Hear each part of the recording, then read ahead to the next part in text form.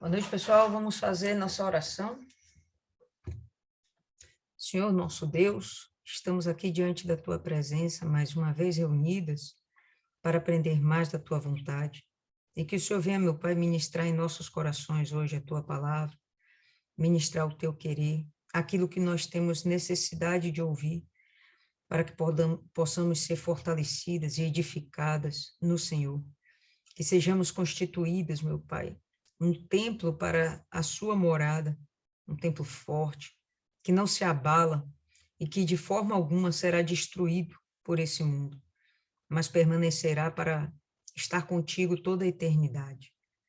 Que o Senhor venha, meu Pai, fazer com que a tua palavra, o teu querer, é que prevaleça, e não o nosso entendimento ou o nosso achismo.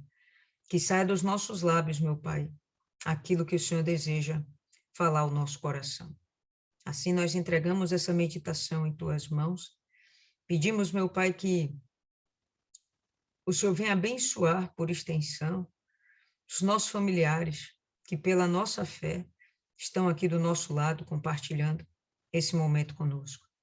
E que o Senhor venha alcançar também, meu Pai, a alma de cada um deles.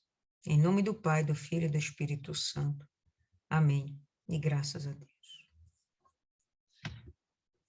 Amém, povo lindo. Então, vamos aí. Estamos em 1 Reis, no capítulo 7. Vamos começar aí do verso 1. Edificou Salomão os seus palácios, levando 13 anos para os concluir. Então, Salomão, ele primeiro se dedicou a construir o templo, que ficou conhecido como Templo de Salomão, mas que era a casa de Deus. E então ele se dedicou a muitas outras obras. Aqui nesse momento, está falando dos palácios dele, né? Da casa onde ele morava, falando da casa aonde ele recebia as pessoas para julgar, aonde ele recebia o povo, o local onde a esposa ficava, onde ficavam as esposas e concubinas, né? Tem o nome certo, o harém, né? O harém. Então, ele fez muitas edificações. Nesse momento, a gente vai falar a respeito das edificações pessoais dele, tá bom? E no verso 2 a gente vai ter o seguinte: edificou a casa do bosque do Líbano, ou na sua versão pode estar na floresta do Líbano. E aí ele vai dar algumas especificações de 100 côvados de comprimento, 50 de largura, 30 de altura, sobre 4 ordens de colunas de cedro e vigas de cedro sobre as colunas. Primeiramente, pessoal, os estudiosos, eles são unânimes em concordar que necessariamente essa casa não foi realmente construída no Líbano, né? E ali naquela região não parece ser uma extensão do Líbano. Que região é essa, pessoal? Estamos falando de Jerusalém, do Monte Sião, aquela região ali ao redor, tá? Da cidade de Davi. E naquela região não tinha as florestas do Líbano, muito pelo contrário, o cedro era trazido de fora. Então, nós podemos inferir e concluir que era chamado assim, tipo um jargão da época, tá? Como floresta do Líbano ou bosque do Líbano, porque essas madeiras, ou a maior parte, inclusive, de tudo que foi usado dentro dessas construções, veio de fato do Líbano. Mas esse palácio não foi construído lá. O palácio ali foi construído nas redondezas mesmo de Sião, tá bom? Nas redondezas ali de Jerusalém. Vamos lembrar que Jerusalém, né, ela está assentada sobre o Monte Sião. A gente vai ter aquela região ali cheia de montes, de morros, de vales. Então, a Jerusalém está assentada sobre o Monte Sião. E a casa que ele está construindo é nos arredores, até porque o povo tinha que chegar, tinha que estar perto. Imagina ele construir esse negócio lá no Líbano, nas fronteiras né, do término como é que fala? Das fronteiras de Israel. Então, não faz nenhum sentido. Não, provavelmente isso aqui foi um termo usado para fazer alusão, aí sim, ao que foi usado dentro da construção, que provavelmente provinha de lá do Líbano. E aí ele vai mostrar uma casa bem grande, bem ampla. Se a gente for comparar essas medidas com as medidas do templo, a gente vai perceber que essas medidas aqui são mais que o dobro do que as medidas do templo, praticamente. E a gente pode até pensar que, em princípio, Salomão ele se dedicou mais aos próprios desejos, às próprias necessidades, do que necessariamente à construção do templo de Deus. E necessariamente isso não é uma verdade. Primeiro, porque o templo de Salomão, a casa de Deus, ela foi construída em 7 anos. Essa daqui, o texto já começa falando que levou 13 anos para ser concluída. Por quê? Porque ela era mais importante? Não, mas porque era maior realmente. A necessidade que existia do Palácio de Salomão ser maior realmente era evidente. Primeiro tinha que ter os aposentos, tinha que ter o local do trono, tinha que ter o local onde aconteciam os julgamentos, onde aconteciam as discussões, a reunião dos conselhos, né? Então, lógico que ia precisar de um ambiente maior. Então, não é que ele estava aqui pensando apenas nele, né? E por isso ele colocou mais força no próprio palácio, porque a necessidade do Templo de Salomão era bem diferente, era uma estrutura bem mais simples. E, diga-se de passagem, com certeza, ele colocou muito mais força até para concluir a obra do Templo de Salomão do que necessariamente a casa dele. Ele tinha pressa em resolver a questão de Deus, os problemas de Deus.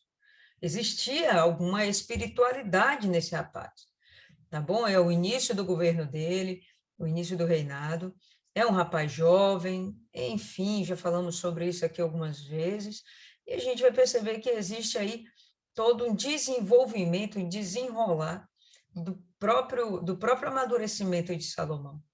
Mas ele começa, sim, com um temor a Deus, cometendo lá seus equívocos, né? Porque ele casa logo com o egípcio de cara, mas o objetivo dele é fazer a vontade de Deus, é cuidar desse povo, é levar a sério os propósitos de Deus na vida dele.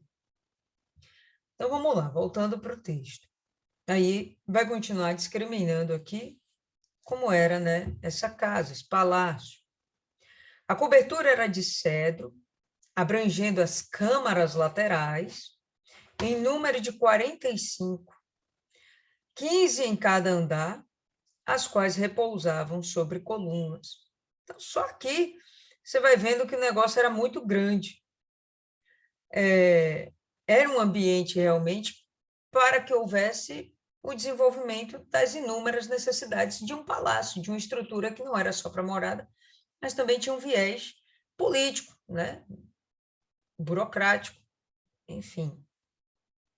Havia janelas em 3 ordens e janela oposta à janela em 3 fileiras. Todas as portas e janelas eram quadradas. E janela oposta à janela, em 3 fileiras. Eu tentei ir atrás de uma imagem dessa e não consegui achar nada. Quando a gente joga alguma coisa sobre as edificações de Salomão, sempre o que aparece é o Templo de Salomão, que realmente foi a construção mais importante dele, foi o feito mais importante dele em termos de construções, o mais relevante dentro do propósito de Deus. Então, parte disso aqui vai ficar na nossa imaginação mesmo e tenta desenhar aí na sua cabeça o melhor que você pode sobre como é uma estrutura como essa, uma construção como essa. Não sou arquiteta nem engenheira, até eu fico aqui me batendo em como foi isso aqui. mas certo é que era algo extremamente especial. Depois fez o salão das colunas, de 50 côvados de comprimento e 30 de largura. E havia um pórtico de colunas defronte dele, um baldaquino.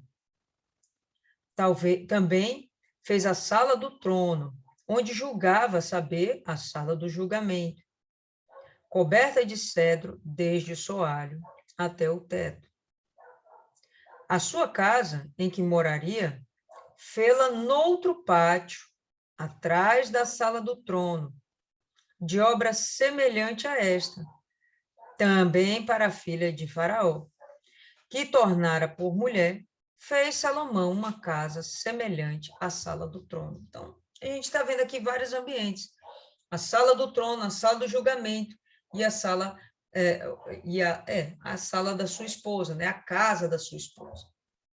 Então, era uma edificação, aparentemente, com 3 compartimentos. Mas não significa, pessoal, que era um prédio de 3 andares, por exemplo. Não, era uma coisa assim, que ficava um pouco afastada uma coisa da outra. Era algo bem extenso, né? E vocês vão perceber aqui que sempre o cedro está envolvido na construção, está recobrindo toda a construção. A construção, os fundamentos são feitos de pedra, a cobertura é feita de madeira de cedro. Falamos, a madeira de cedro é uma madeira nobre, bonita, ela em si já tem uma beleza natural. E, além disso, ela tem um perfume.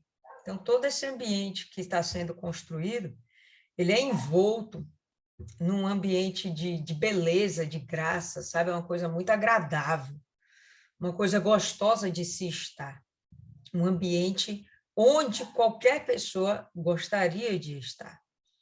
Ele poderia usar qualquer outra madeira de revestimento, ou até mesmo deixar as pedras nuas, mas ele escolhe a madeira de cedro para fazer esse revestimento, e o perfume e a beleza dela, com certeza, é o motivo que define essa escolha. Todas estas construções eram de pedras de valor, cortadas à medida, cerradas para o lado de dentro, para o lado de fora. E isto desde o fundamento até as beiras do teto, e por fora até o átrio maior. Então, essas pedras eram trabalhadas de uma forma muito semelhante com o que já foi feito com o Templo de Salomão. Elas eram esculpidas, trabalhadas de forma que elas eram ajustadas entre si. Vamos lembrar, não tem cimento aqui para colar uma pedra na outra. Por isso essas pedras eram muito pesadas, elas eram grandes, justamente para resistir a possíveis abalos sísmicos. Era uma região que poderia ter terremotos, tinha terremotos, a gente vê vez por outra, a Bíblia até falando de tremores de terra, enfim.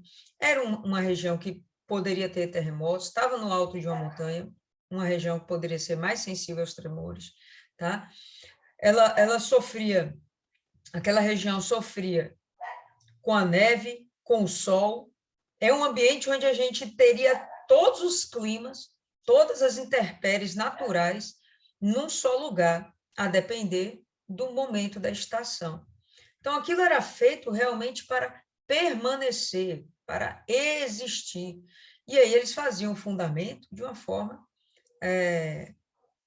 como é que outro termo poderíamos dizer, né? Muito sólida. Não era feito de qualquer jeito. Então, essas pedras já eram preparadas. Não era para... Se elas tivessem uma aresta que não fosse devidamente polida, não haveria o encaixe perfeito. Se não houvesse esse encaixe, ia haver as brechas, o prédio em si não ia ficar estabilizado, então isso aí ia dar problemas na edificação no futuro. Então, eles estavam fazendo a coisa aqui com muito zelo, com muito cuidado, não é à toa que leva 13 anos para se construir um projeto desse. Né? Você imagina aí cortar essa pedra do leito, lapidá-la, transportá-la, levar para alto, no monte, levar para o alto do monte, assentar no lugar certo, cavar o buraco direitinho, assentar no lugar certo e fazer com que todas as demais pedras se ajustem umas às outras. Então, era uma coisa bem demorada, não foi uma coisa fácil de se fazer. E vamos lá. O fundamento era de pedras de valor, pedras grandes, pedras de 10 côvados, pedras de 8 côvados. 10 côvados, a gente sabe que, em média, é uma medida de 45 centímetros. Um ou outro estudioso acaba usando uma medida diferente, 55 centímetros, 50 centímetros, mas o mais aceito seria 45 centímetros. Então, se a gente for imaginar aqui o tamanho dessa pedra, pedra de 10 côvados, são 4,5 metros. Pedras de 8 côvados, são pedras muito grandes. Nem me preocupei em fazer essas contas aí, não. Mas são pedras muito grandes. Então, imagina você carregar um bloco desse. É muito pesado, pessoal. Muito pesado mesmo. E esse negócio aqui realmente foi feito para que não houvesse necessidade de ser refeito depois, tá? O objetivo era fazer para permanecer. Por cima delas, no verso 11, pedras de valor cortadas segundo as medidas, de uma forma precisa, e cedros.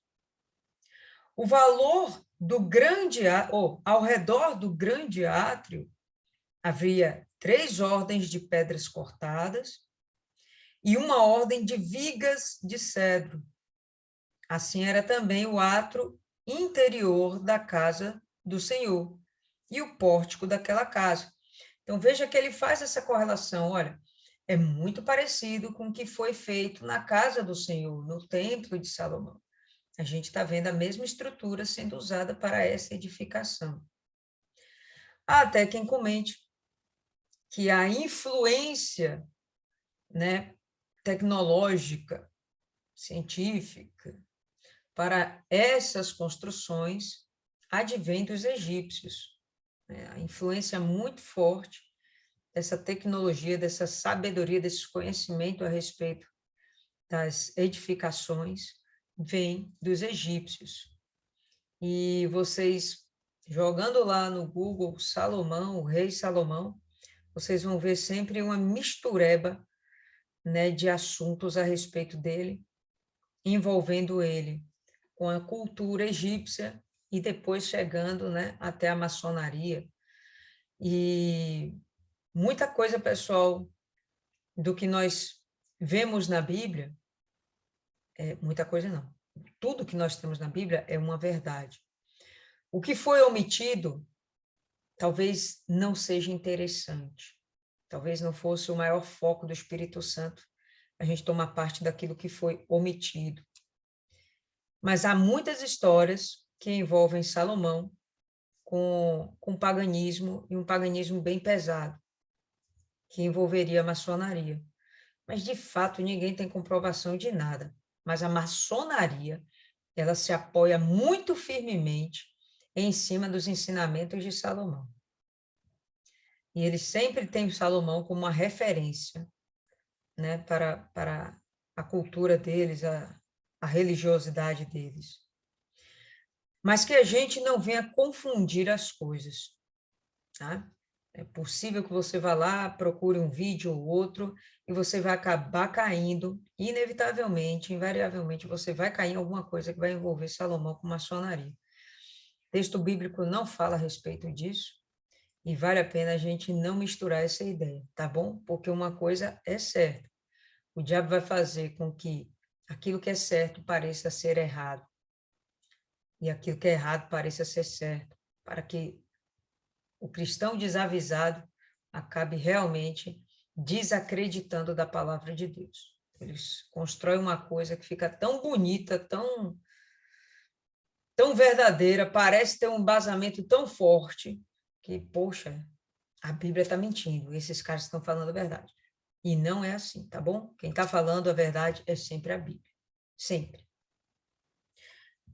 Então, vamos lá. Ao redor do grande átrio havia 3 ordens de pedras cortadas e uma ordem de vigas de cedro. Assim era também o átrio interior da casa do Senhor e o pórtico daquela casa.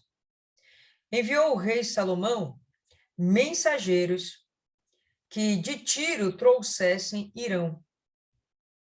Era esse filho de uma mulher viúva da tribo de Naftali. E fora seu pai, um homem de Tiro que trabalhava em bronze. Irão era cheio de sabedoria e de entendimento e de ciência para fazer toda a obra de bronze. Veio ter com o rei Salomão e fez toda a sua obra.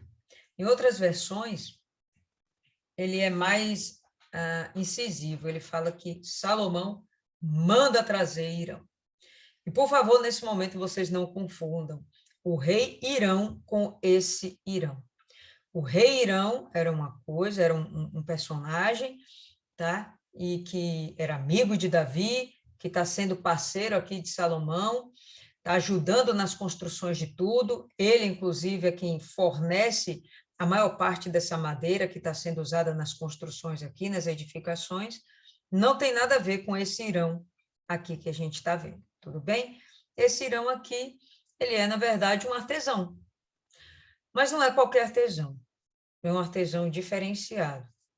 E vale a pena a gente abrir aqui um parênteses para a gente falar sobre esse Irão. A palavra deixa muito claro, aqui no verso 14, finalzinho do verso 14, o seguinte, na metade para o final. Irão era cheio de sabedoria e de entendimento, e de ciência, conhecimento, para fazer toda a obra de bronze. Veio ter com ele a Salomão e fez toda a sua obra. Ele era um cara capaz, ele era um cara acima da média, ele era um cara que chamou a atenção de Irão.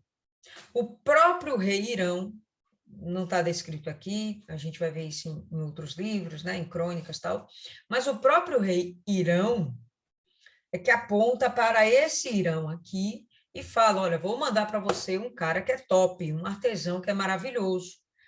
Como Salomão, ele queria concluir o trabalho lá dentro do templo, ele chega, chama o rapaz e, olha, vamos fazer tais e tais coisas, tais e tais coisas, e ele vai continuar aqui decorando o templo, tá certo? O templo de Salomão, o templo, a casa de Deus. Ele vai fazer trabalhos especiais para ele. E quando o Irão, o rei, indica esse Irão artista, ele leva em consideração a genealogia desse rapaz. A gente vai ver que dentro da Bíblia, dentro do texto bíblico, sempre o que é mais importante é a paternidade. De onde nasceu aquele indivíduo? Foi de fulano de tal, homem. Ele sempre vai chamar atenção, evidenciar a paternidade. Isso tem um peso muito grande dentro da genealogia hebraica. Mas aqui, pessoal, a paternidade vai ser só citada. O que vai ser chamado a atenção realmente é a maternidade do Irão. E aí a gente vai voltar aí no início do verso, tá? Verso 14. Era esse filho de uma mulher viúva. Então, o pai já morreu. Da tribo de Naphtali. E fora seu pai de Tiro, homem que trabalhava em bronze. Então, ele aprendeu a profissão com o pai. Sem sombra de dúvidas, era um menino acima da média. Conseguiu captar todo o entendimento, tudo aquilo que o pai tinha lhe dado. O pai veio a fazer falta, faleceu, o texto não é claro, morreu, enfim. Mas a mulher está aqui para ser citada. E se essa mulher, meu irmão, é citada, é porque ela é uma mulher diferenciada. Porque não fazia nenhum sentido, ou não faz nenhum sentido, o texto citar filho de uma mulher viúva. Poderia apenas dizer filho do homem do Tiro, que já era um artesão expert. Mas o texto chama atenção para essa mulher e fala que ela é da tribo de Naphtali.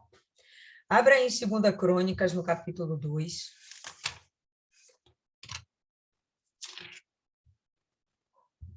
Um pouquinho para frente. 2 Crônicas, capítulo 2.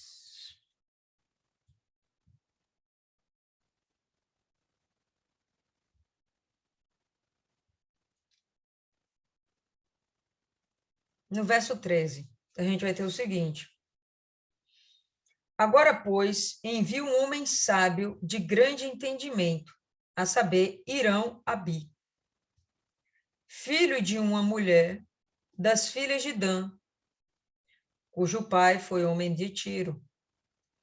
Ele sabe lavrar em ouro, em prata, em bronze, em ferro, em pedras, em madeira, em obras de púrpura, de pano azul, de linho fino, em obras de carmesim, e é hábil para toda obra de entalhe e para elaborar qualquer plano que se lhe proponha, juntamente com os teus peritos e os peritos de Davi, meu senhor, teu pai. Então, o rei Irão aqui está deixando claro quem é esse rapaz e chama atenção para a sabedoria dele, para as capacidades e as habilidades que ele tem. Show! Esse homem é interessante. Mas só que aqui ele vai falar que ele é filho de uma das filhas de Dan. Mas a gente viu em Reis aqui ele falar que ela é da tribo de Naphtali. E como o texto não se contradiz, ele se complementa, o que provavelmente esses dois versículos estão querendo pontuar é que a mãe dela pode ter sido alguém da tribo de Dan e o pai da tribo de Naphtali. Então, por isso, situá-la como de Naphtali e aqui no outro texto das mulheres de Dan. Tá? Então, ela provavelmente era filha de um pai de Naphtali e de uma mãe que era da tribo de Dan. Ok, seja como for, é uma hebreia, tá dentro, maravilha. Deus não gostava muito das misturas entre as tribos, mas ela é hebreia. E aí ela vai e acaba se casando com um homem de Tiro. Lembra, pessoal, que quando o povo chega dentro de Canaã, tem lá inúmeros povos, enfim, os fenícios estão no meio, povo de Tiro, fenícios, está tudo no meio, ok. E Dan vai ocupar uma dessas regiões aí próximas aos fenícios. E eles têm eles têm lá a sua cultura, etc e tal, entendeu? Vivem no meio das montanhas também. Com certeza essa tribo de Dan, ela teve dificuldades para se manter naquele lugar, para se estabelecer, para sobreviver. Teve dificuldades. Mas o que o texto quer mostrar é justamente isso, que apesar de todas as dificuldades, apesar dessa mulher ter perdido o seu marido, ela continuou lá firme, vencendo tudo e podendo dar continuidade na educação, na criação desse seu filho, que se tornou, inclusive, um expert. E, inclusive, foi usado para a construção do Templo de Salomão. Então, de alguma forma, essa mulher foi honrada pela perseverança dela. São coisas, pessoal, que o texto não fala, que a gente vai inferir, porque não faz nenhum sentido o texto estar tocando no nome dessa mulher, quando o normal seria falar apenas do homem. Mas aqui a gente vai perceber que ela é citada, porque realmente ela teve uma influência sobre o desenvolvimento de Irão. Isso aqui é que é interessante. Capacidade dessa mulher, dessa mãe, de transformar a vida do seu filho, ensinando a ele os princípios de Deus. Ela era da fé hebraica, tá? Então ela pertencia a esse mundo hebraico, ela pertencia a Deus. E ela, com certeza, ensinou isso ao filho. O filho vai ser agora honrado, porque, com certeza, ele deve permanecer, né, nesses caminhos da mãe. Ele recebe toda essa sabedoria, com certeza vem de Deus, essas capacidades. Não foi só a questão do pai, ele aprendeu com maestria o que o pai ensinou e conseguiu ser, talvez, né, provavelmente ele conseguiu ser até melhor do que o pai. Que enquanto o pai trabalhava lá no bronze, esse menino começou a trabalhar, foi em tudo, foi em bronze, foi em tecido, foi em madeira, foi em ouro, foi em prata, né? Ele conseguiu se desenvolver de uma forma muito ampla, bem bacana. E ele agora é usado para fazer parte da construção do templo. Então, ok, veio a ter com o rei Salomão e fez toda a sua obra. Tudo o que Salomão queria que ele fizesse, ele o fez. Formou 2 colunas de bronze. A altura de cada uma era de 18 côvados. E um fio de 12 côvados era a medida de sua circunferência. Então, quando o texto fala um fio de 12 côvados era a medida de sua circunferência, então imagine uma circunferência, e aí o cara com fio media essa circunferência, depois pegava esse fio, esticava e saberia lá quanto era essa circunferência. E ele vai falar aqui que tem essa medida de 12 côvados. Eu fiz aqui essa medição aqui. 12 côvados de circunferência vão dar 13,5 metros. Essas colunas, pessoal, são extremamente interessantes por causa da constituição delas. Olha que interessante. A altura de 12 côvados é uma altura... A altura delas era de 4,5 metros. 4,5 metros, 18 côvados. Um fio de 12 côvados era a medida de sua circunferência, 13,5. Também fez... Não, tinha outra aqui. Cadê? É isso aí mesmo. Também fez 2 capitéis de fundição de bronze para pôr no alto das colunas, de 5 côvados, era a altura de cada um deles. 5 côvados, a gente vai ter aí em torno de 2,5, 2,25 metros. Enfim, o que significa isso? Aonde eu quero chegar? Pessoal, esses negócios eram muito grandes. Além de serem muito grandes, eram muito grossos. Essas colunas tinham uma expressão muito interessante. E, além disso, elas eram feitas de bronze maciço. Não é que foi feita uma cobertura, né? Uma redoma em torno do ar. Não! Aqui é extremamente maciço. Tenta imaginar só mover essa coluna de um lado para o outro. Pois bem, ela foi toda esculpida, toda atrapalhada e depois erigida aonde eles quiseram colocar. A gente vai ver aqui no texto. Até hoje, essa é uma obra que deixa os construtores perplexos, porque é extremamente pesada. Não seria uma coisa fácil de ser constituída, de ser construída, tá?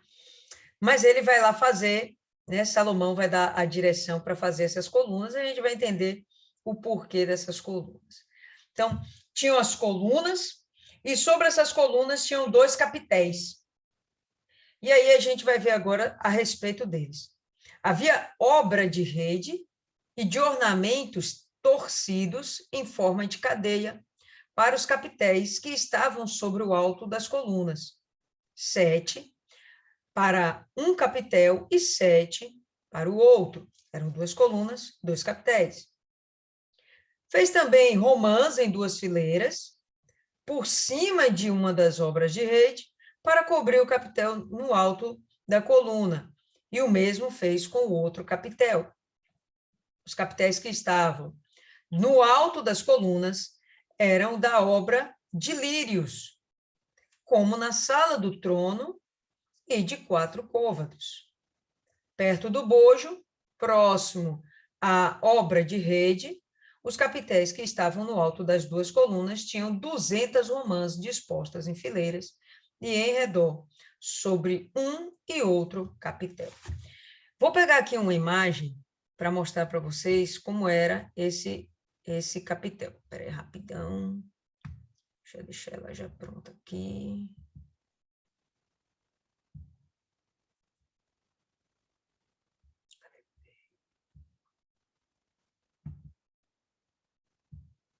Está aqui.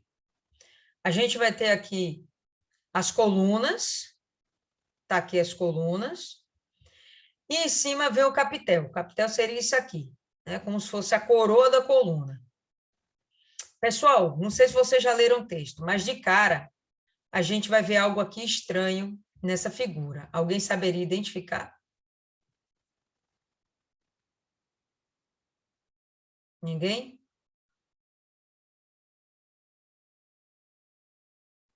Vamos lá, vamos adiante. O texto aqui está em inglês, vamos estudar aqui, ó. Então, no alto do capitel a gente vai ter o seguinte, essas formas aqui em forma de lírio, tá? Na forma de uma flor. Olha, Deus sempre buscando pela beleza. Essa parte aqui, a gente vai perceber uma forma de rede. A gente vai perceber o desenho aqui, deixa eu ver se eu consigo ampliar mais. Consigo ampliar mais, não. Vai ter uma forma de rede. E aqui vai ser as correntes, ó, correndo aqui, ó. São 7 correntes, a gente só está vendo aqui 4, porque as outras estão do outro lado, né, da imagem. Aqui as 2 fileiras de romãs. Tá? Então, eram as romãs feitinhas de bronze, né? Tudo desenhado, tudo bordadinho, tudo feitinho, bonitinho. 2 colunas. Essas colunas, em princípio, elas não eram para suportar nenhuma estrutura. Elas não estavam lá para segurar o teto da construção, para sustentar uma construção. Não, não era isso. O objetivo dessas colunas era realmente mostrar uma certa imponência, era que esses pilares fossem usados como referências. A gente vai entender um pouquinho a respeito disso mais para frente. Vamos voltar aqui ao texto. No verso 21, a gente vai ter o seguinte: depois levantou as colunas no pórtico do templo. Então, as colunas primeiro foram feitas, depois foram levantadas no pórtico do templo. Não tem nada a ver com a casa de Salomão, aqui é do templo. Tendo levantado a coluna direita, chamou-lhe Jaquim. Tendo levantado a coluna esquerda, chamou-lhe Boaz. Aqui, pessoal, é onde eu perguntei se vocês tinham visto algo de estranho nessa figura, nesse desenho. Porque a da direita é Jaquim. E a da esquerda é que é Boaz. E o que acontece? Essa figura que a gente conseguiu achar, ela, na verdade, é uma figura de um site maçônico.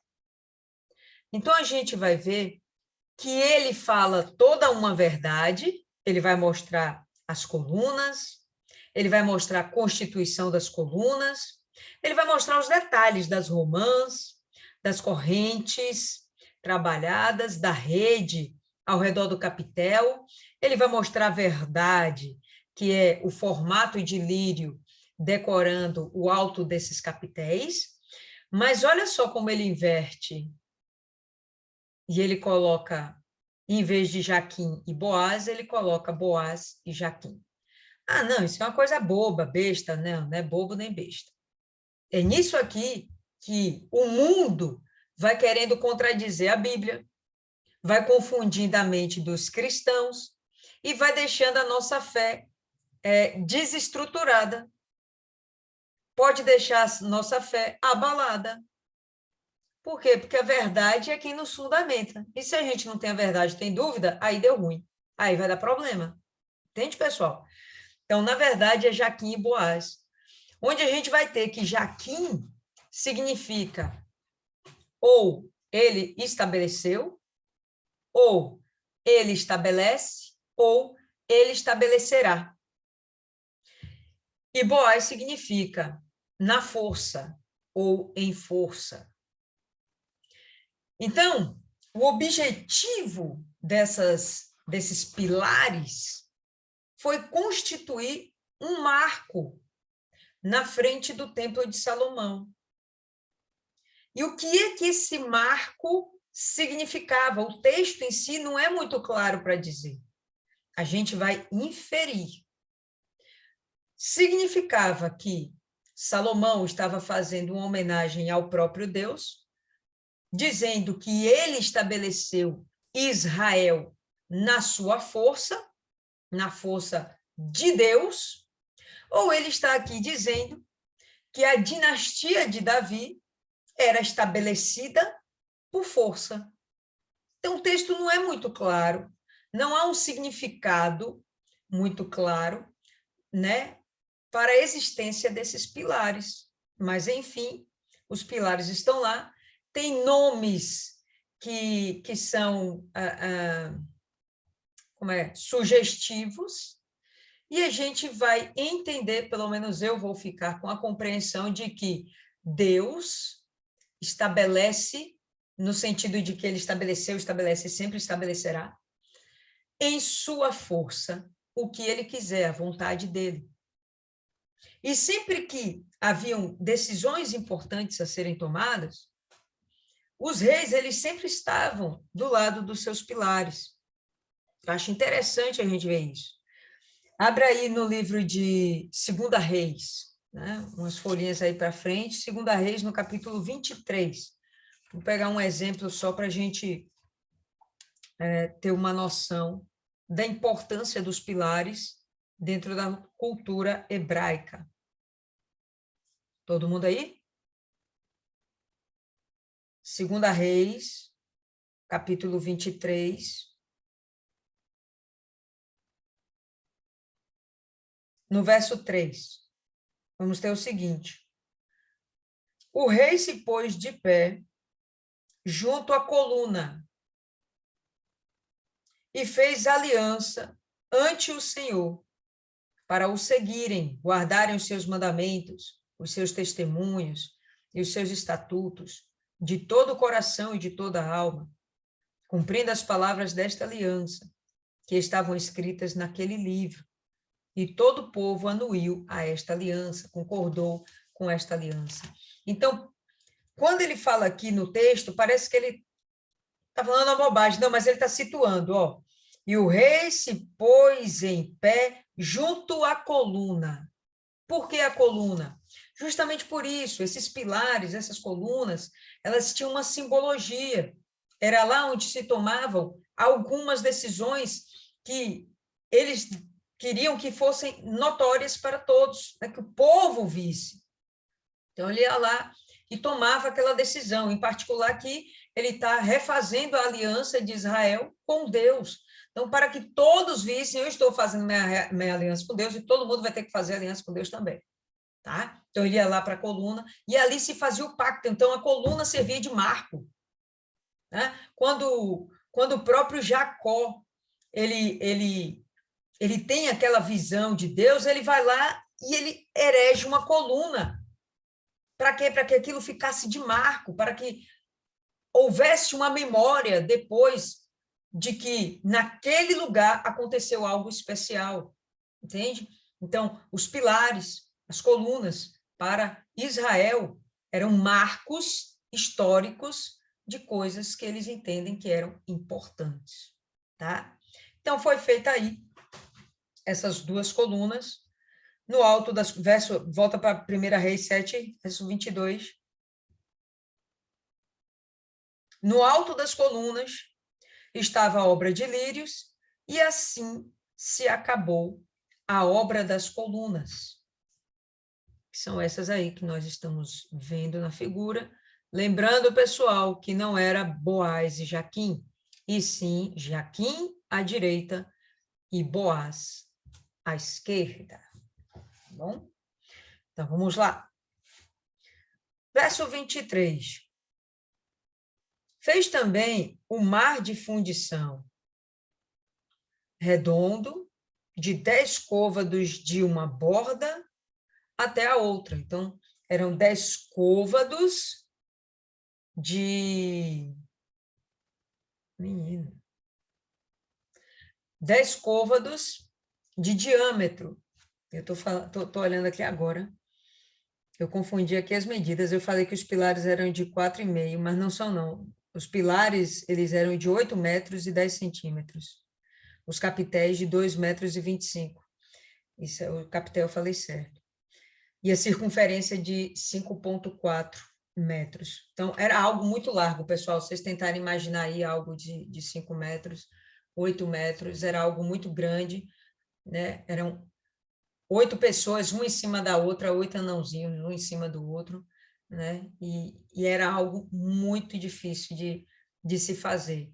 era algo realmente imponente. Essas colunas eram imponentes. E feitas para quê? Para durarem, para ficarem lá o resto da vida. E eu já li alguma coisa um tempo atrás sobre algumas escavações lá em Israel, onde eles encontraram os lugares desses capitéis, né?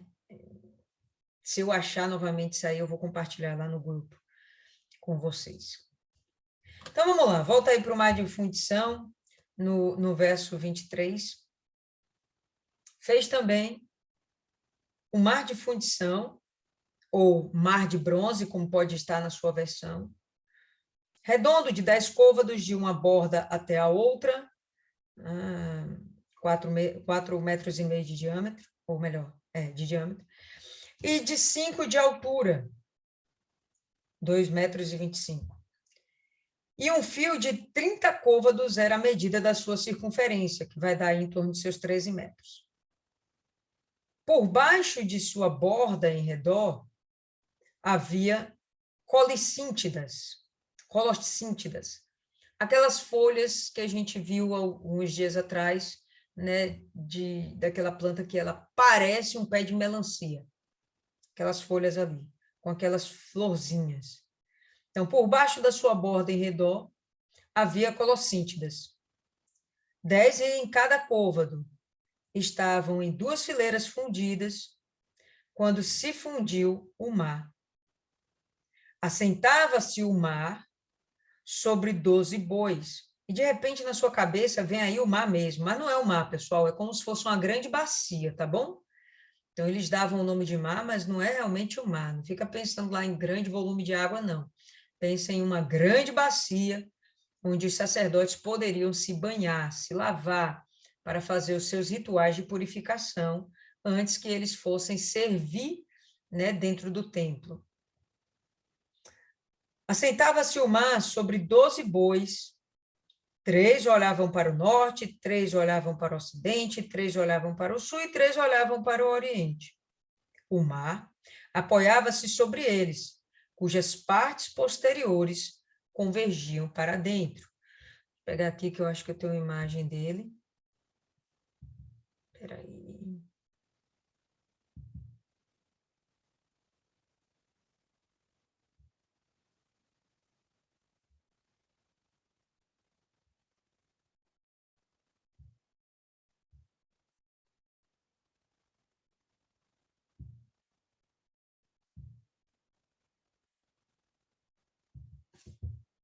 Aqui, pessoal. Esse daqui seria o mar de bronze, tá? Então, é uma grande bacia, tá certo? E feita toda em bronze, de fato, ficava no pátio exterior, não ficava dentro do templo, não era dentro, era do lado de fora. Do lado de fora também a gente ia ter aqui o altar de bronze, onde o sacrifício era queimado, tá? E aqui, onde os sacerdotes se purificariam, tá? E a gente vai ver, de fato, que tem aqui 3 bois voltados para o oriente, 3 bois do lado de cá voltados para o ocidente, 3 bois para o sul, 3 bois para o norte. A representação aí das 12 tribos de Israel, sustentando o mar de bronze, ou o mar fundido. Vamos voltar aí para o texto, verso 25, né? Então, assentava-se o mar sobre 12 bois, 3 olhavam para o norte, 3 para o ocidente, 3 para o sul, 3 para o oriente, o mar apoiava-se sobre eles, cujas partes posteriores convergiam para dentro. A grossura dele era de 4 dedos, e a sua borda, como a borda de um copo, como flor de lírios, comportavam 2.000 batos. Eu procurei essa informação de quanto valia um bato aí e não consegui achar. Se alguém achar aí depois, pode falar para a gente, não faço ideia de quanto sejam 2.000 batos, mas pela proporção que ele era, cabia bastante água e era justamente, como eu já falei, para a purificação do templo, para a purificação dos próprios sacerdotes. Ok? A Isis até colocou aqui, né? O tanque tinha 2,20 metros de profundidade. Isso aí, Isis, exatamente. 2,20 metros de profundidade. Então, vamos lá. Fez também de bronze 10 suportes. Cada um media 4 côvados de comprimento, 4 de largura, 3 de altura. E eram do seguinte modo: tinham painéis que estavam entre molduras, nos quais havia leões, bois, querubins, nas molduras de cima e de baixo dos leões e dos bois, haviam festões pendentes. Tinha cada suporte 4 rodas de bronze e eixos de bronze, e os seus 4 pés tinham apoios debaixo da pia, apoios fundidos, e ao lado de cada um dos festões. Deixa eu ver aqui se eu consigo mostrar isso aqui também. Seria isso aqui, ó, pessoal. Deixa eu ver aqui, tá? Então, essas pias aqui que eles estão falando, ó, elas estavam sobre rodas, né? Tinha um local onde elas estavam acomodadas, e aqui a pia em si ao redor, ou melhor, no seu interior. Vamos lá. A boca dos suportes, verso 31, estavam dentro de uma guarnição que media um côvado de altura. A boca era redonda, como a obra de um pedestal, e tinha o diâmetro de um côvado e meio. Também nela havia entalhes e os seus painéis eram quadrados, não redondos. Então, está aqui os painéis, no caso, como se fossem as bases, tá? Onde eles estavam se assentando, então, as bases quadradas, mas isso aqui seria redondo, a bacia em si, a pia em si. E por que as rodas? Justamente para que pudesse ser levada de um lado para o outro com facilidade. Pessoal, isso é bronze, então isso aí é muito pesado, tá? Muito pesado para estar andando de um lado para o outro. Então, Salomão fez a coisa de um modo que ficasse confortável. Ó, outra coisa aqui que vocês vão ver, tá? Vou mostrar aqui para vocês, ó. Percebe aqui uma das bases, dos pilares, a gente acabou de estudar. Então, essa daqui provavelmente Boaz, porque está do lado esquerdo.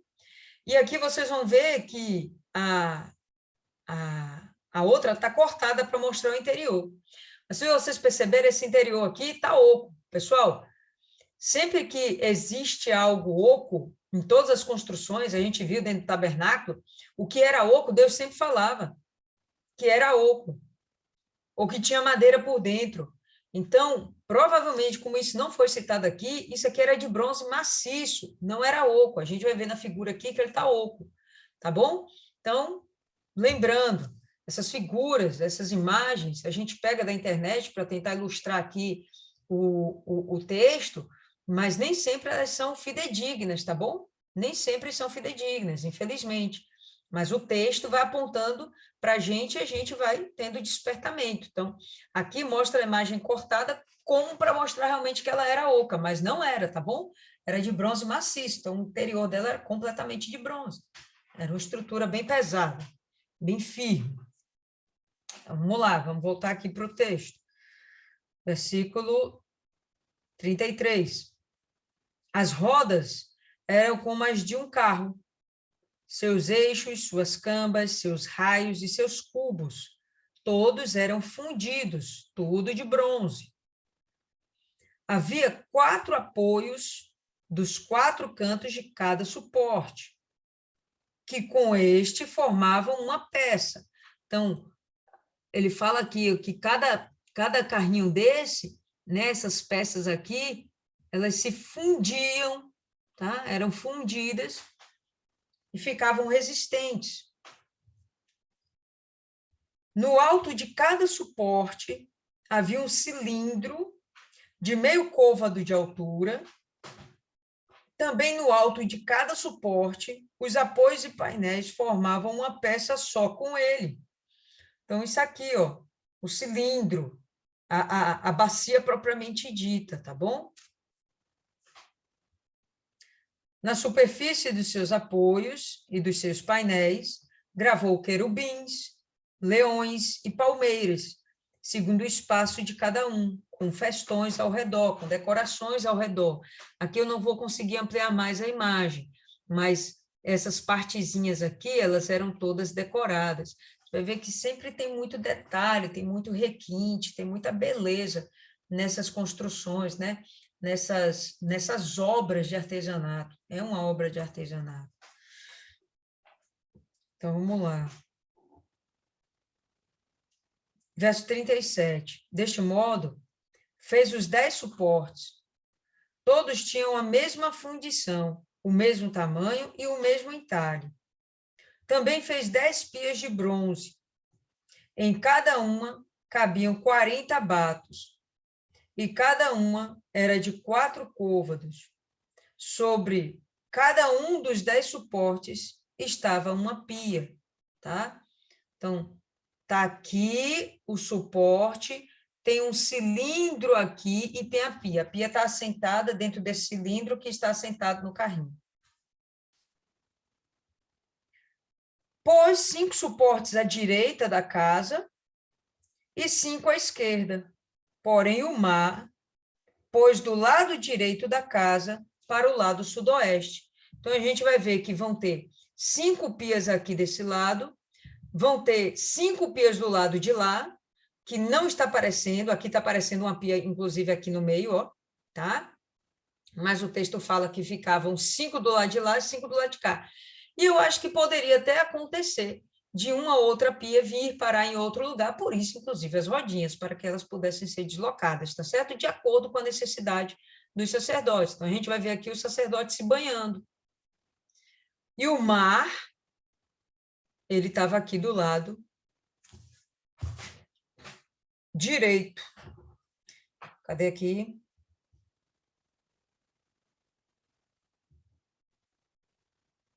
Verso 39. Pôs 5 suportes à direita da casa, 5 à esquerda, porém o mar pôs do lado direito da casa para o lado sudoeste, que é o que a gente está vendo aqui. Tá? Depois fez Irão os caldeirões e as pás e as bacias. Assim terminou ele de fazer toda a obra para o rei Salomão, para a casa do Senhor. Então, essas pás eram para quê? Para pegar as cinzas, né? As bacias, para coletar o sangue. Então, existiam muitas necessidades dentro do templo. E, para tudo, existia um determinado utensílio, né? Tinha um utensílio para pegar a brasa, me foge o nome agora, tá certo? O incensário, bom, enfim, tinha uma infinidade de utensílios, e todos eles, quem confeccionou foi esse Irão aqui, tá certo? Depois Irão fez os caldeirões, as pás, as bacias, assim terminou ele de fazer toda a obra para o rei Salomão, para a casa do Senhor.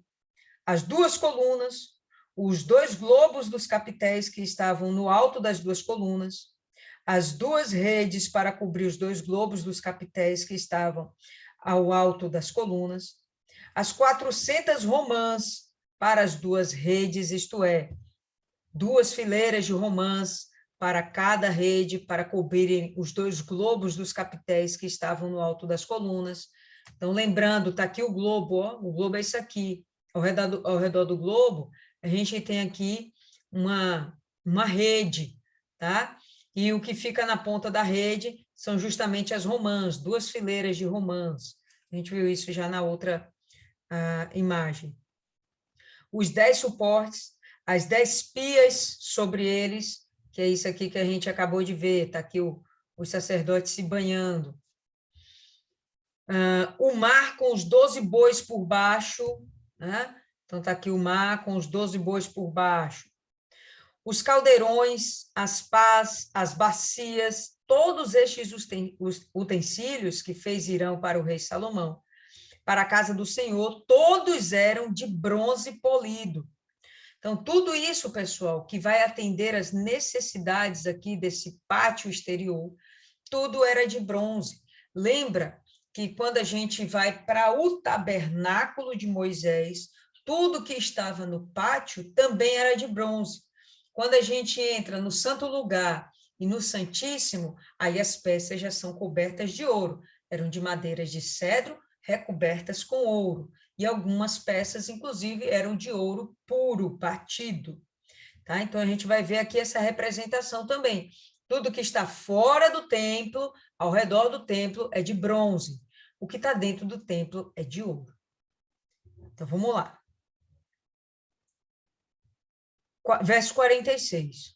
Na planície do Jordão, o rei os fez fundir em terra barrenta, entre Sucote e Zaretã. Deixou Salomão de pesar todos os utensílios pelo seu excessivo número, não se verificando, pois, o peso do seu bronze. Era tanta coisa que tinha. E a abundância de matéria-prima do bronze era tamanha que ele já não fez questão de contar se o que tinha ia dar ou não ia dar, ele simplesmente foi fazendo. E depois de feito, ele também não fez questão de contar. Né? Você vê que não teve nada de miséria, foi tudo com abundância, com grandeza. Vamos lá, verso 48. Também fez Salomão todos os utensílios do santo lugar do Senhor. O altar de ouro, olha como muda agora. Altar de ouro, a mesa de ouro, sobre a qual estavam os pães da proposição. Então, se a gente for olhar lá o interior, a gente vai ver aqui que tem a mesa de ouro, os pães da proposição estão aqui, aqui a imagem está um pouquinho pequena, não dá para ver direito, tá? Mas a parte interna, que leva à santidade de Deus, nos remete à santidade de Deus, à divindade do Senhor, tudo era de ouro, era muito nobre. O que estava do lado de fora remetia à humanidade, ao nosso ser pecaminoso, alguém que estava buscando redenção. Então, a gente está do lado de fora buscando redenção. A gente está representado pelo bronze. Quando a gente entra no templo, aí é outra história. A gente é revestido pelo Espírito Santo, a gente é representado pelo ouro. Então, vamos lá, no verso 49. Os castiçais de ouro finíssimo, 5 à direita, 5 à esquerda. A gente vai ver aqui, ó, que do lado de cá a gente tem 5 castiçais. 1, 2, 3, 4, 5. Do lado de cá, a imagem não dá para ver, né? Mas, enfim, aqui também devem existir 5 castiçais de ouro.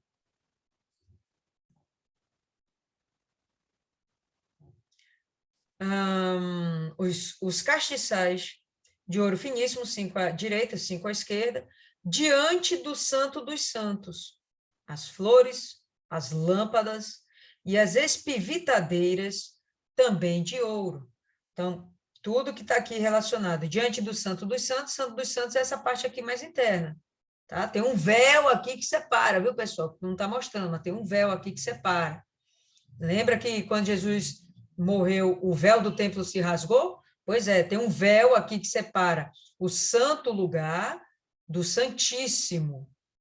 Tem um véu, que aqui a imagem não mostra. Mas vamos lá. Então, os castiçais de ouro finíssimo, tá? Diante do Santo dos Santos, as flores dos castiçais, lembra que esses castiçais são inspirados naquilo que Deus falou para Moisés fazer. E ele realmente tinha flores de amêndoa, folhas de amêndoa, lembra como ele era formado? Pois bem, o desenho, né, pessoal? Mas é todo de ouro. Então, aqui está falando as lâmpadas, né? Onde vai o azeite para que seja queimado o tempo todo, esteja acesa essa lâmpada, essa luz dentro do templo. As espivitadeiras, né? Que é o pauzinho que vai lá e acende ou apaga a chama quando necessário fosse para fazer a limpeza do castiçal. Também de ouro, tudo de ouro.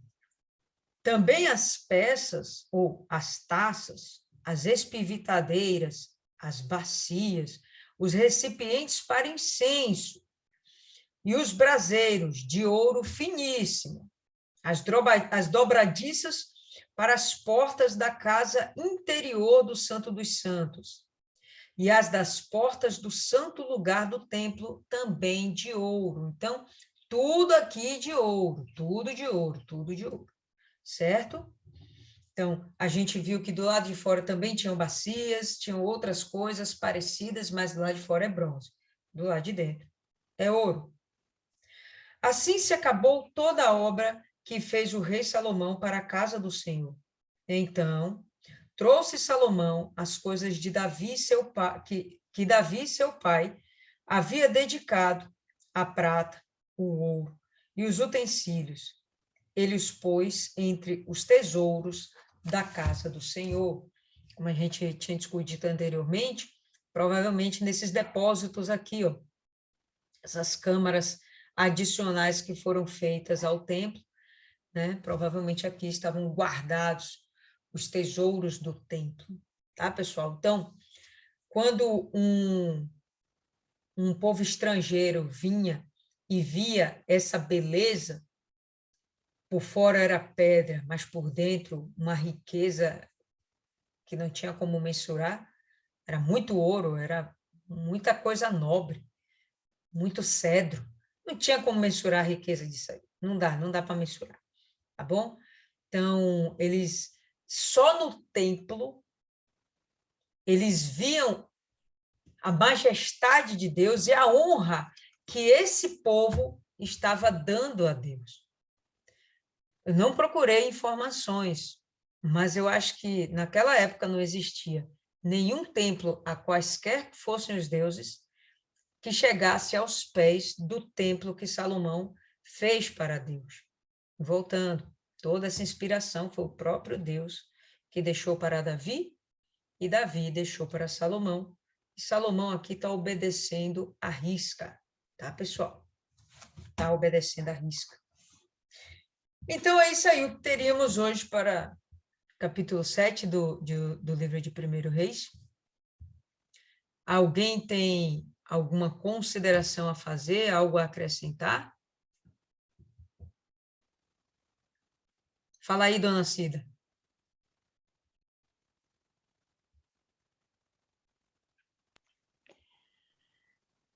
Não tenho nada a acrescentar, não. Eu vejo que é com muita santidade, né, a construção do templo e trazendo para o dia de hoje, né, a santidade quando a gente chega na casa de Deus.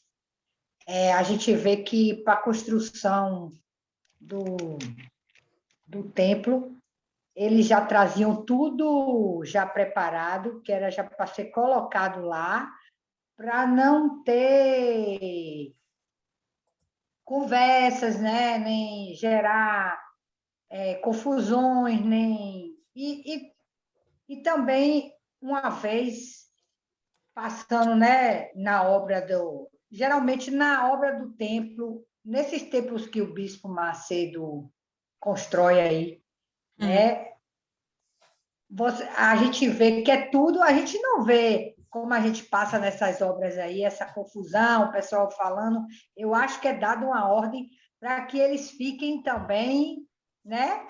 Em Eu silêncio. vi aqui que era tudo em espírito, já era trazido tudo prontinho, só para ser colocado, e trazendo para o dia de hoje, quando a gente entra na igreja, né? A gente tem que como ficar meditando, não conversando, não com muita santidade. Eu vejo a casa de Deus com muita santidade. Eu vejo pessoas, a gente se comporta na casa de Deus, até a maneira que a gente senta na cadeira, a gente demonstra o temor e o tremor que a gente está ali dentro, né? Então, eu vi aqui eu até marquei aqui,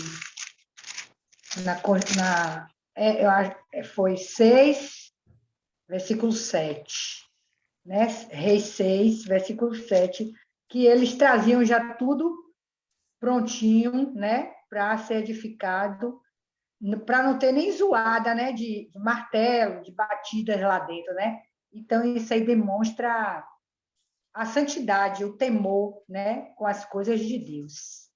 Eu entendi isso aí. Verdade, dona Cida. Verdade. Dona Meire, tem alguma coisa a acrescentar, Dona Meire?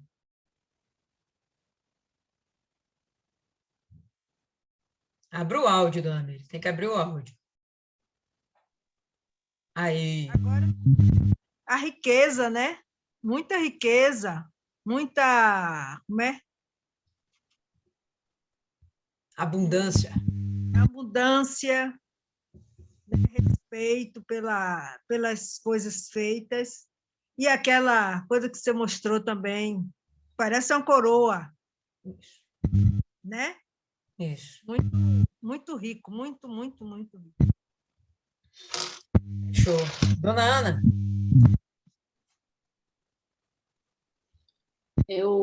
Para mim também, o que eu tenho observei isso aí, são os detalhes, né? Tudo detalhado, tudo esmiuçado, e muita santidade, muito respeito, as pedras todas já cortadas, tudo para ficar, já ser encaixada, para que não houvesse barulho nenhum.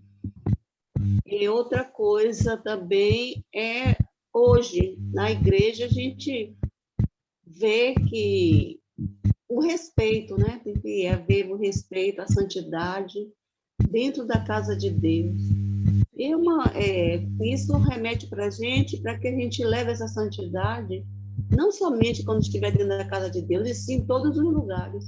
Porque quando diz que segue a Jesus, nós somos observados nos mínimos detalhes, em todos os momentos, em todo lugar que a gente estiver.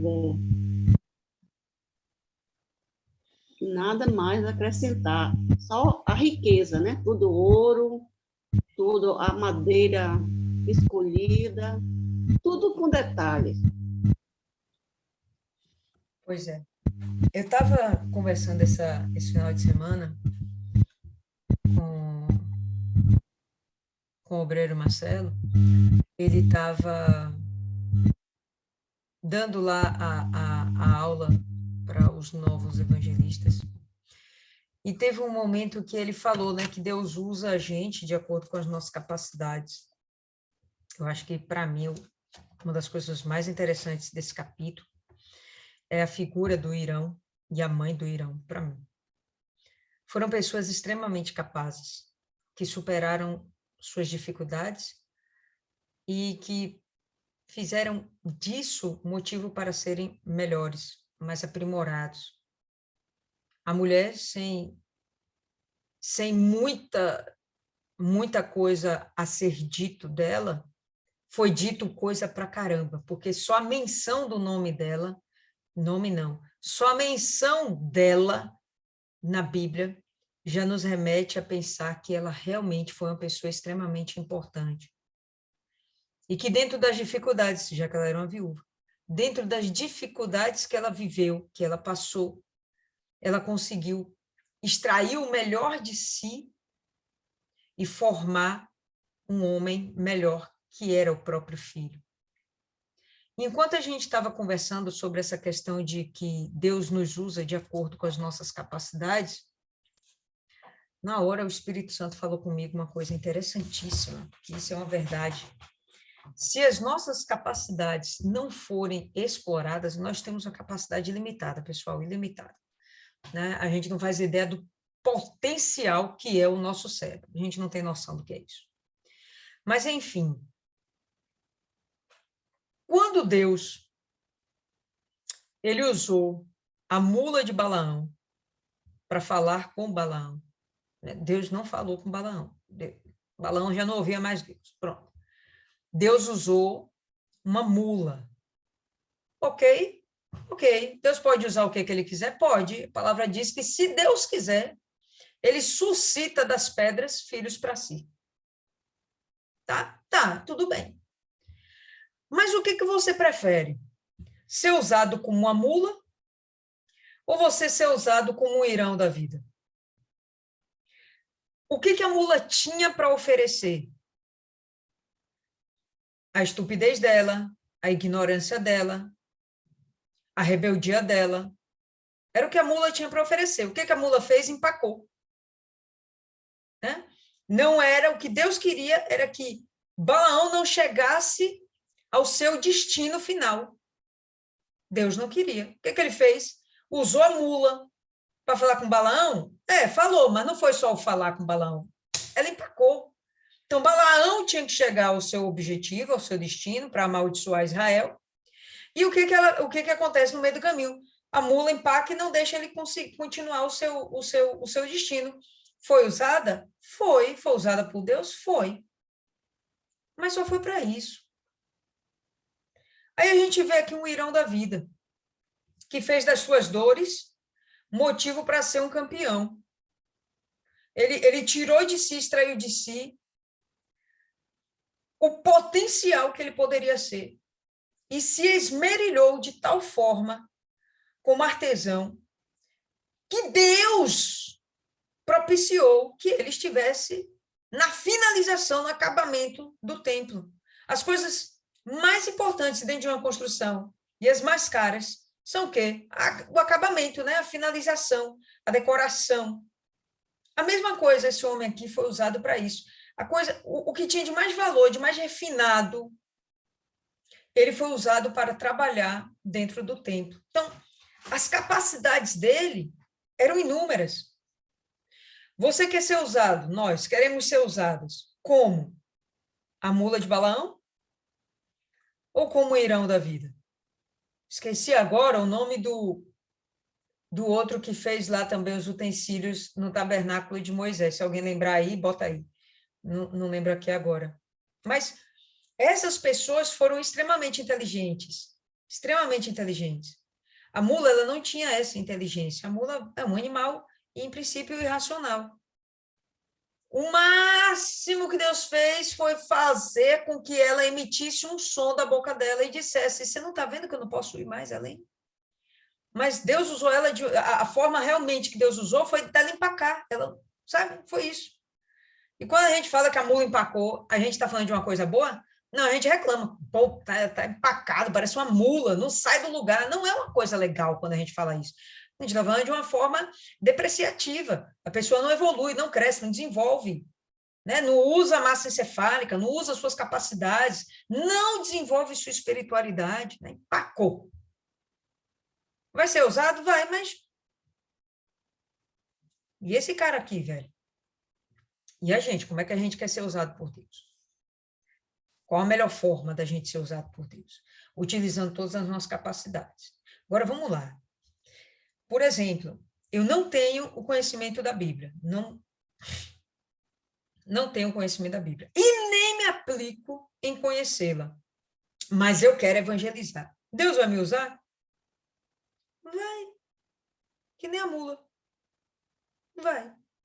Mas se você tem um potencial explorado, se você pega tudo aquilo que você é, que Deus te deu, as capacidades, as sabedorias que Deus te deu, e transforma isso em realmente em conhecimento, entendimento, transforma mesmo em uma sabedoria prática. Deus não vai usar você muito mais para você pregar, para você fazer. Claro que tudo isso porque você é. Primeiro a gente tem que ser, para depois a gente fazer ou falar. Isso aí mesmo, Isis, obrigado, Bezalel. Então, o Irão aqui do Templo de Salomão foi o Bezalel, e tinha um outro amigo dele também, começa com O, esqueci agora também, né? E tinha o Bezalel lá no tabernáculo de Moisés. Então, foram pessoas diferenciadas. Tinha milhões de pessoas lá, não, só 2 foram usadas na obra lá, e esse daqui, só uma foi usada para finalizar tudo. Tudo, cara, tudo. Ele não estava dividindo o trabalho dele com o outro, não. Tudo. Irão estava aqui fazendo, com os detalhes, né? com os requintes, extraindo de si o melhor que ele tinha. Então, eu penso que desse texto, para mim, a parte mais interessante que fica é isso, de que a gente tem que ser o melhor, não olhar para trás, não nos considerarmos coisas pequenas, não sermos como gafanhotos, né? Os espias de Josué, chegaram a falar, olha, nós somos como gafanhotos aos olhos dos cananeus. Por acaso eles conversaram com algum cananeu? Quando eles foram lá espiar a terra?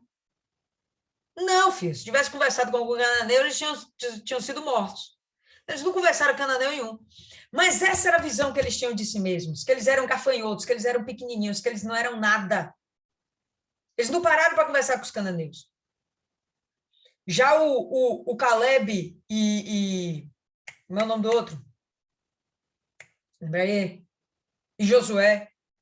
O Caleb e Josué? Ah, não, mesmo. Aí esses dois aí foram diferenciados. Não, a gente vai lá. E a gente vai comê-los como se comêssemos um pão. Vamos destruí-los como se estivéssemos devorando um pão. Por quê? Porque a imagem que eles tinham de si mesma é de pessoas fortes, que tinham Deus que estava à frente, por detrás, por diante, tomando conta de todos os propósitos e objetivos deles.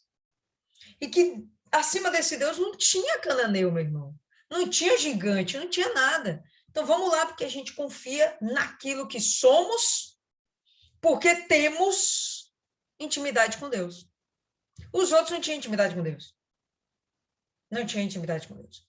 Então, eles ficaram para trás e eles se viam como gafanhotos. Como é que você se enxerga? Como é que a gente se enxerga?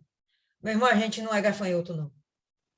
A gente é gigante, porque a gente tem Deus. Somos gigantes. A gente pode tudo e qualquer coisa em Deus, se estivermos dentro dos propósitos de Deus. Tudo e qualquer coisa dentro dos princípios divinos. Ninguém pode nos parar. Então, a gente tem que se enxergar dessa forma. Ok? Isis, vou pedir para você fazer a oração final. Isso aí, Isis. O Aliabe.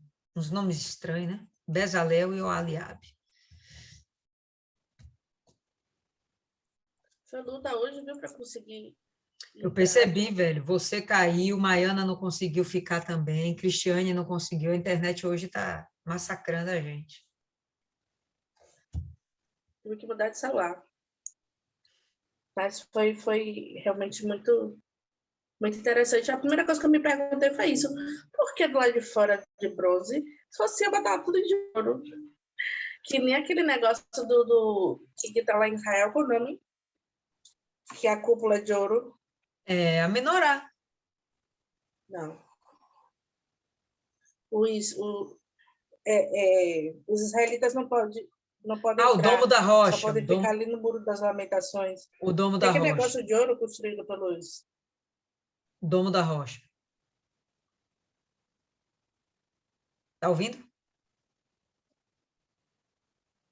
O Domo da Rocha.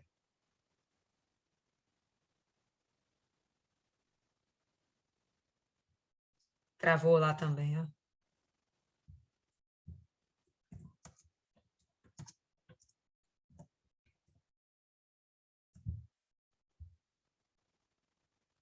Isis travou também. O negócio hoje está tenso, está tenso.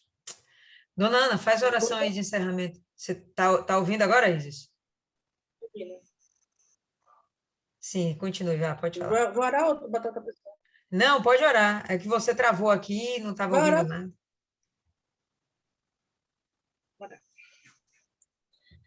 Senhor, meu Deus, meu Pai, Pai misericordioso, bondoso, obrigada, Senhor. Obrigada por essa meditação. Obrigada pela palavra que o Senhor colocou no coração de cada uma. Tenho certeza que sairemos daqui diferentes. Não iguais ao como chegamos, mas diferentes. E fortalecidas e blindadas com toda a armadura da fé. Nos abençoa, nos protege, nos guarda debaixo de suas asas e estende essa proteção a cada um dos nossos, todos aqueles da nossa família. Nos dá um dia de amanhã de vitórias, de bênção, e que estejamos todas unidas numa só fé, para queimar o cão e vencer, e combater o bom combate. É isso que te pedimos e te agradecemos, já com a certeza da vitória. Em nome de Jesus. Amém. Graças a Deus. Amém. Pelo menos o final deu, né, velho? Glória a Deus. Deixa eu encerrar, então, por aqui hoje, pessoal.